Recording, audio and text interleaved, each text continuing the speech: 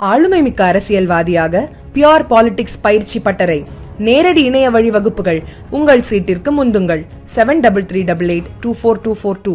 ராமச்சந்திர ஆயத்தினாருடைய 91ஆம் ஆண்டு பிறந்த தின விழா. ஐயா ராமச்சந்திர ஆயத்தினார் அவர்களை பற்றி சொல்ல வேண்டும் என்று சொன்னால், தமிழுக்கும் அமுதென்று பெயர். அந்த தமிழ் எங்கள் உயிருக்கு நேர் என்ற அடிப்படையிலே ஒரு தமிழை மிக மிக அதிகமாக ஒரு நேசித்தவர்.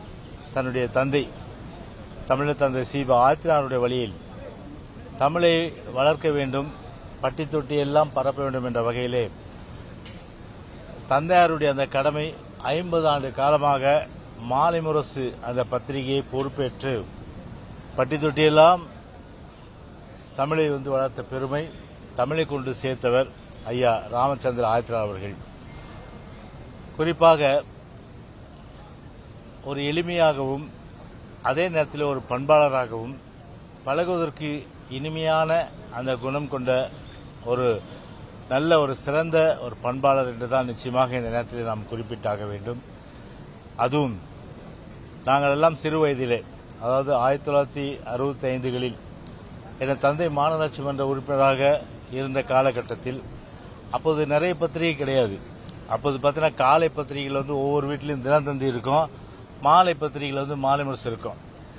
இந்த 2 பத்திரிகை என்னுடைய தந்தை அன்றைக்கு தவறாமல் காலையிலே தினத்தந்தியும் மாலையிலே மாலை முரசு வாங்கி கொடுத்தது காரணமாக தமிழ் இன்றைக்கு கூட ஒரு சரளமாக வாசிக்கின்ற ஒரு நிலைமை ஏற்படுது என்று சொன்னால் நிச்சயமாக அது தினத்தந்தியும் அதே போன்று மாலை முரசும் நான் இந்த நேரத்தில் குறிப்பிட்டாக வேண்டும். குறிப்பாக ஐயா தமிழர் தந்தை ஐயா ராமச்சந்திர ஆயத்தினார் பொறுத்தவரை ஒரு பன்முகத்தன்மை கொண்ட காரணத்தினால் அவருடைய புகழை போற்ற வேண்டும் என்ற அடிப்படையில் தான் இதை புரட்சித் தலைவி அம்மா அவர்கள் அவர் மறைந்தவுடன் அவருடைய இல்லத்திற்கு சென்றார்கள், இறுதி அஞ்சலி செலுத்தினார்கள். அது மட்டுமல்லாமல் அவர் வாழ்ந்து மறைந்த அந்த வீட்டிற்கு அவருடைய அந்த திருப்பெயரே சூட்டி மகிழ்ந்தார்கள். இன்றைக்கு அந்த திருப்பெயர், அவருடைய திருப்பெயர் அவர் வாழ்ந்து மறைந்த அந்த தெருவிலே அவருடைய திருப்பெயர் சூட்டப்பட்டிருக்கிறது. அது நம்முடைய புரட்சி தலைவி அம்மா அவர்கள் அன்றைக்கு அந்த பெயர் சூட்டினார் என்பதை நான் இந்த நேரத்தில் நான் பெருமையோடு குறிப்பிட்டு கடமைப்பட்டிருக்கின்றேன். இன்னும் எத்தனை நூற்றாண்டுகளாக ஆனாலும் சரி, நம்முடைய ஐயா ராமச்சந்திர ஆயத்தினாருடைய புகழ், அவருடைய தமிழுக்கு ஆற்றிய தொண்டு இந்த உலகம் உள்ளவரை நிச்சயமாக நிலைத்திருக்கும் என்ற அந்த கருத்தை நான் இந்த நேரத்தில் பதிய வைக்க கடமைப்பட்டிருக்கின்றேன். தூய்மை பணியாளர்கள் போராட்டம் 11ஆம் நாள் எப்படி இருக்கு சார்? சேகர் பாபு அதாவது பொதுவாக அமைச்சர்கள் பொதுவாகவே பார்த்தீங்கன்னா ஒரு தகுதி வரையறை இருக்கு. அந்த தகுதி வரையறை இந்திய அரசியலமைப்பு சட்டத்தில் வயது நிர்ணயம் செய்தாலும் கூட அதற்கு பார்த்தீங்கன்னா படிப்பு ஒரு அவசியமாக இருந்தாலும் கூட ஒரு படிக்காத மேதைகளும் கூட இந்த பாமரர்கள் கூட இந்த உலகத்தை ஆண்ட வரலாறு உண்டு. குறிப்பாக பெருந்தலைவர் படித்ததனால் அறிவு பெற்றோர் 1000 உண்டு, பாடம் படிக்காத மேதைகளும் பாரினில் உண்டு என்ற வகையில் அந்த பாரினில் நம்முடைய பெருந்தலைவர் ஐயா காமராஜர் அவர்கள் அன்றைக்கு ஒரு போற்றக்கூடியவராக இருந்தார். ஆனால் நம்முடைய இங்கே சென்னையினுடைய அது வடசென்னையினுடைய அமைச்சராக இருக்கின்ற சேகர்பாபு ஒரு ஆணவத்துடைய உச்சம், திமிருடைய உச்சமாக, குறிப்பாக ஒரு நிருபர் கேள்வி கேட்டா பதில் சொல்லும். உடனே நீங்க கேக்குறீங்க என்ன கேள்வி கேட்டா பதில் சொல்றோம். ஆனால் நிருபரையே நீ எந்த பத்திரிகை, நீ என்ன நிருபரா அப்படின்னு சொல்லிட்டு ஒரு கோபம் தெரிக்க, தணல் தெரிக்க அந்த பத்திரிகையாளர் அவமதிப்பது என்பது, அதுவும் அந்த நீளம் அந்த பத்திரிகை என்பது ஒரு ஒடுக்கப்பட்ட மக்களுடைய அந்த குரலை ஒலிக்கின்ற ஒரு ஊடகம். எனவே அப்போ ஒடுக்கப்பட்ட மக்கள் ஊடகம்னா அது உங்களுக்கு ஒரு பெரிய அளவுக்கு ஒரு தீண்டத்தகாத ஊடகமாவது அவர்களை ஒரு தகாத வார்த்தைகள் பேசுவது. ரெண்டாவது நான் கேட்கிறேன், இவர் என்ன உள்ளாட்சித்துறை அமைச்சரா? நான் கேட்கிறேன், சேகர் பாபு உள்ளாட்சித்துறை அமைச்சரா? பேச வேண்டியது யாரு? நேரு பேசியிருக்கணும். கிட்டத்தட்ட 11 நாளா போராடுறாங்க அவங்க. ஒட்டும் மழையிலும் சரி வெயிலையும் பார்க்காம கடுமையான அளவுக்கு பார்த்தீங்கன்னா அவங்க அண்ணன் தண்ணி இல்லாம கிட்டத்தட்ட அவ்வளவு தூரம் போராடிட்டு இருக்காங்க. அவங்க இப்போ ஒரு கட்ட பஞ்சாயத்தை பேசுறீங்க. நீங்க உள்ளாட்சித்துறை அமைச்சர் என்ன பண்றாரு? முதலமைச்சர் ஸ்டாலின் சென்னையில் இருக்காரு இன்னைக்கு. அவர் போய் ஒரு நடிகை, தலை சிறந்த நடிகை, ஒரு தமிழ் நடிகை, எங்களுடைய நான் மிகுந்து போற்றக்கூடிய சகோதரி எம்என் ராஜம், அவர் வீட்டுக்கு போனது தப்பில்லை. அவர் வீட்டுக்கு போறீங்க நீங்க. ஏன் வந்து தூய்மை பணியாளர் வந்து அழைத்து பேசுறதுல என்ன உங்களுக்கு தயக்கம்? தூய்மை பணியாளர் வந்து சென்னை மாநகராட்சியில் உட்காந்து ஒரு 5 நிமிஷம் கூட்டு பேசுறதுல என்ன தயக்கம் உங்களுக்கு? அப்போ இவர் வந்து கட்ட பஞ்சாயத்து பண்ணி வெளியில வந்து அறிக்கை கொடுக்குறாரு என்னன்ட்டுன்னு. அதாவது தேர்தல் அறிக்கை சொல்ல படிச்சா தானே தெரியும். தமிழே படிக்க தெரியாதவங்களுக்கு எப்படி தேர்தல் அறிக்கை பத்தி தெரியும்? தமிழே படிக்க தெரியாதவங்களுக்கு தேர்தல் அறிக்கையில் என்ன இருக்கு தெரியும். 285 பார்க்க சொல்லுங்க. அதுல ஊராட்சி, உள்ளாட்சி, பள்ளிகள், மாநகராட்சி எல்லா பகுதியிலும் வேலை செய்கின்ற தூய்மை பணியாளர்களுக்கு வந்து அவங்க வந்து பணி நிரந்தரம், பணி ஓய்வூதியம், பணி நிலுவைத் தொகைகள் எல்லாம் வழங்கப்படும். சொன்னது யாரு? சாட்சாத்து இதே வந்து இவருடைய அருமை தலைவராக இருக்கின்ற ஸ்டாலின், இவருடைய அருமை முதலமைச்சராக இருக்கின்ற ஸ்டாலின். ஸ்டாலின் தானே வந்து தேர்தல் வாக்குறுதியா சொன்னாரு. அதை சொல்லுங்க. அது ஒரு தமிழ் படிக்க தெரியாதவங்க, அது மாதிரி வந்து ஒரு படிப்பு இல்லாதவர்கள், இதெல்லாம் இந்து அறநிலையத்துறை அமைச்சராது. அது பார்த்தா வாயை திறந்தா போதும், அவரு எப்படிப்பட்ட பாஷை வந்து வர தெரியும். அவரு புரியுதுங்களா? அது அவர் எனக்கு தெரியும் எப்படிப்பட்டவர்னு. சபரிமலை வேஷ்டி போட்டுக்கினே வந்து என்ன மாதிரி வார்த்தையெல்லாம் பேசுவார்ன்றது எனக்கு நிச்சயமா தெரியும், உங்களுக்கு தெரியாதது. அந்த மாதிரி எல்லாம் இருக்கிறவங்க இன்னைக்கு இந்து அறநிலையத்துறை அமைச்சர். எப்படி இருக்கு பாருங்க நாடு. விளங்குமா? நாடு விளங்காது. சரி, அப்படிப்பட்டவரை போய் கார்பரேஷன்ல உட்காந்து கட்ட பஞ்சாயத்து பண்ணா முடிவு ஏற்படுமா? உள்ளாட்சித்துறை அமைச்சர் என்ன பண்றாரு? இல்ல இவர் என்ன பண்றாரு? முதலமைச்சர் ஸ்டாலின். முதலமைச்சர் ஸ்டாலின் போற ரூட்டா இருந்தாலும், அமைச்சர் போற ரூட்டா இருந்தாலும் விடிய விடிய விடிய விடிய வந்து வேர்வை சிந்தி அதை நாத்தத்தெல்லாம் வந்து சமாளிச்சு எல்லாத்தையும் பெருக்கி சுத்தப்படுத்துறது யாரு? தூய்மை பணியாளர். அதே வந்து கொளத்தூர் போறாரு, வழக்கமா வந்து கார்பரேஷன் வழியா போறவரு. ஏன் ரூட்டை மாத்தினாரப்பா? ரூட்டை மாத்தி போறாரு அவரு எங்க கொளத்தூருக்கு. அவ்வளவு பயம் ஏன் உங்களுக்கு? பேஸ் பண்ண வேண்டியதான தூய்மை பணியாளர்ல. தூய்மை பணியாளர் கண்ட அவ்வளவு பயமா? நான் கேக்குறேன், கூட்டு பேசுங்க, அவங்க பிரச்சனை தீருங்க. தேர்தல் வாக்குறுதி கொடுத்தீங்க இல்லையா, அதை நிறைவேற்றுங்க. அதை நிறைவேற்றுறதுக்கு வக்கு இல்ல. இதுல வேற வந்து ஜெர்மனிக்கு போறாராம்.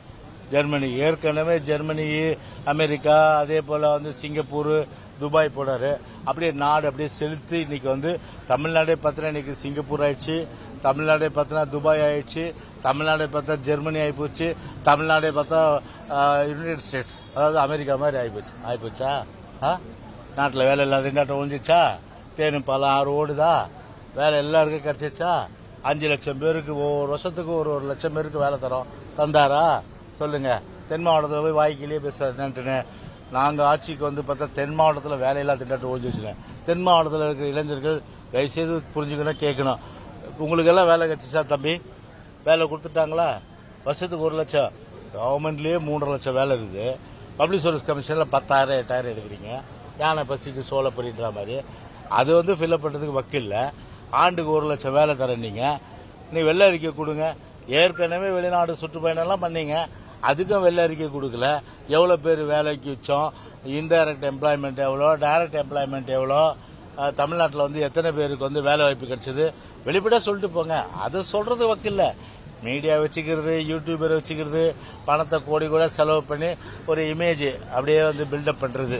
அதாவது இவர் தான் வந்து ஒரு சமூக நீதி காவலர், இவர் தான் வந்து மாநிலத்துடைய சுயாட்சி வந்து மெயின்டைன் பண்றவர், இவர் தான் வந்து எல்லா துறையும் வந்து பெரிய அளவுக்கு வல்லுநராக இருந்து யார் பாராட்டுறது?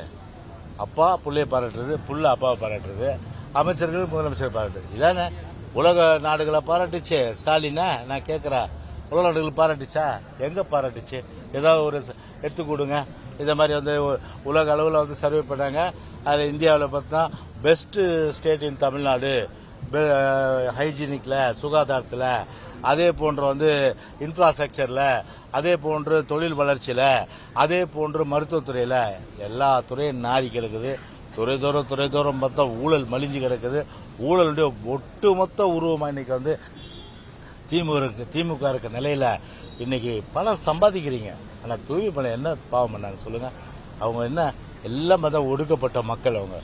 அவங்கள ஒரு நாள் கூப்பிட்டு பேசி 10 கோரிக்கை வைக்கிறாங்களா, ஒரு 5 செய்யுங்க. அதை செய்யறதுக்கு வக்கு இல்லாம இன்னைக்கு வந்து ரவுடி வச்சு மிரட்டுற மாதிரி இன்னைக்கு இன்னைக்கு கட்ட பஞ்சாயத்து பண்ணா அது விளங்குமாது? அதில் உள்ளாட்சித்துறை அமைச்சர், அது உள்ளாட்சியும் தூங்குது. இன்னைக்கு தமிழ்நாட்டில் நல்லாட்சியும் கிடையாது. அடுத்த கேள்விண்ணா, அதுதான் இப்ப சொல்லிட்டேன் பதில். இவ்வளவு தூங்கி நின்றீங்களா நீங்க? அதுதான் பதில், எல்லாமே சொல்லிட்டேன். அதுல திருமாவளவன் வருத்தம் தெரிவிச்சிருக்காரு. அதோட இந்த விஷயத்தை நான் பெருசாக்க விரும்பல.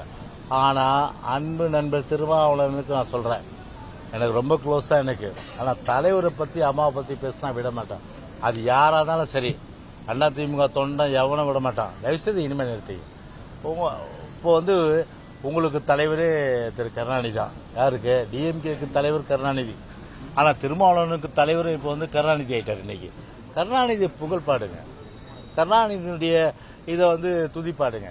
ஸ்டாலினுக்கு ஒத்துவதுங்க, ஸ்டாலினுக்கு காவடி தூக்கு. எங்களுக்கு மாறுபட்ட கருத்தே கிடையாது. அதை தாராளமாக செய்யுங்க. ஏன்னா சீட்டு ஒரு 5 சீட்டுக்கு எதிர்பார்க்கலாம். அது மடிப்பிச்சை ஏந்துற மாதிரி ஏந்துங்க.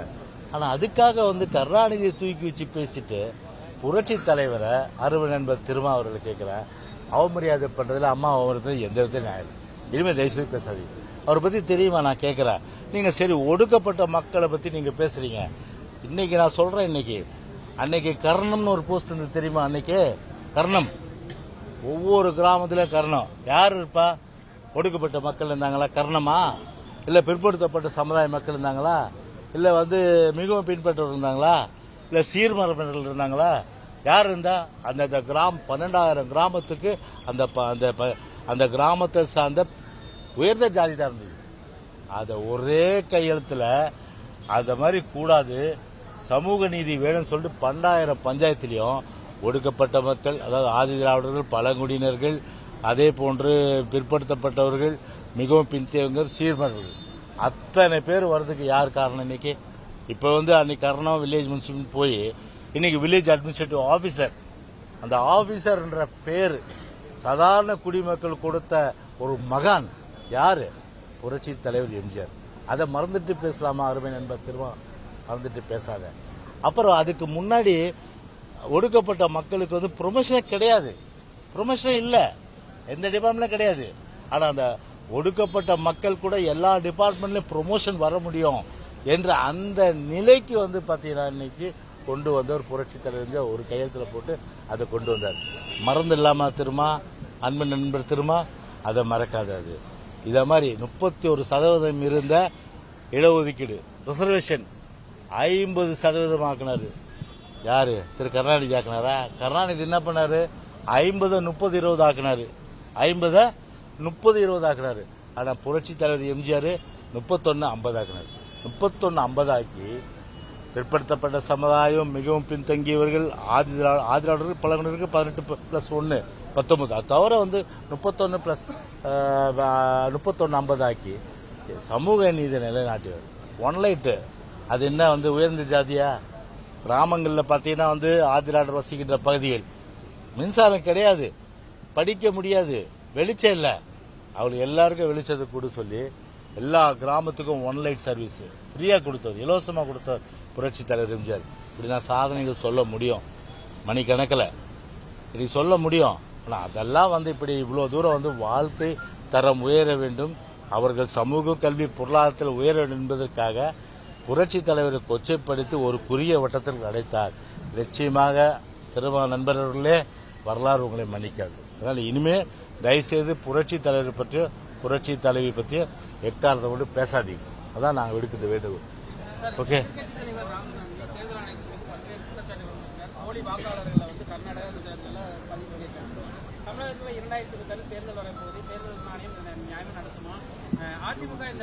இல்ல நாங்க இப்ப பொதுச்செயலாளருடைய அந்த அறிவிப்பு, பொதுச்செயலாளருடைய உத்தரவுப்படி நாங்க போனோம், போய் அட்டன் பண்ணி சொல்லிட்டோம். தமிழ்நாட்டை பொறுத்தவரை பாத்தீங்கன்னா வாக்காளர் பட்டியலில் குறைபாடுகள் உண்டு. அதுவும் குறைபாடுகள் கொஞ்சம் நஞ்சம் இல்லை. மிஸ்மேட்சிங்கு, செத்தவர் உயிரோட வருது, டோர் நம்பர் மாறி இருக்கு, ஆண் போட்டோவை பெண் போட்டோவை மாத்திருது, பெண் போட்டோவை ஆண் போட்டோவை மாத்திருது. அது மட்டும் இல்லாம மாத்திர ஷிப்டடு, இங்கேயும் இருப்பாங்க அங்கேயும் இருப்பாங்க, டபுள் என்ட்ரி. இதெல்லாம் முற்றிலும் இல்லாத ஒரு வாக்காளர் பட்டியல் 100% அளவுக்கு ஒரு வெளிப்படைத்தன்மையோடு எல்லோரும் வாக்களிக்கின்ற உரிமை கண்டிப்பாக அது வந்து நீங்க வந்து உறுதிப்படுத்தணும். இதுதான் எங்களோட நிலைப்பாடு. அந்த வகையில் 2026 சட்டமன்ற தேர்தலை பொறுத்தவரையில் நாங்கள் சொன்ன இந்த கருத்தெல்லாம் தாங்கி, அது மட்டும் இல்லாமல் பணத்தை வச்சு இப்போ இன்னைக்கு வந்து எப்படியாவது வந்து ஒரு அதிகாரத்துக்கு வந்துடலான்ற அடிப்படையில் இன்னைக்கு திமுக துடிக்குது. இன்னைக்கு கிட்டத்தட்ட இப்போ பார்த்துருப்பீங்க நீங்க, அவங்க வந்து பூத்தில் இருக்கிறவங்களுக்கு இப்போ வந்து சாம்பிள் என்ன கொடுத்துருக்காங்க, 1000 ரூபா, ஒரு செல்போன், அதுக்கப்புறம் வந்து இன்னும் சில கிஃப்ட்டுங்க, வாட்சு இதெல்லாம் கொடுத்துருக்காங்க. எப்படி வந்து இந்த பணம், எப்படி வந்து இந்த பணம் நான் கேட்குறேன், எப்படி வந்து இந்த பணம்? அதான் சுப்பிரமணிய சாமி நல்லா சொன்னார் ஒன்று, கருணாநிதி வீட்டு குடும்ப சொத்தை பறிமுதல் செஞ்சு அரசு கருவூலத்தில் சேர்த்தாலே 5.5 லட்சம் கோடி கடனை வந்து அடைச்சிடலாம். எவ்வளவு லட்சம் கோடி? 5.5 லட்சம் கோடி கடனை அடைச்சிடலாம். அவ்வளோ பணம் இருக்குது. இன்னைக்கு செத்தா நாளைக்கு பால். இதை ஸ்டாலின் உணரணும். ஓகே.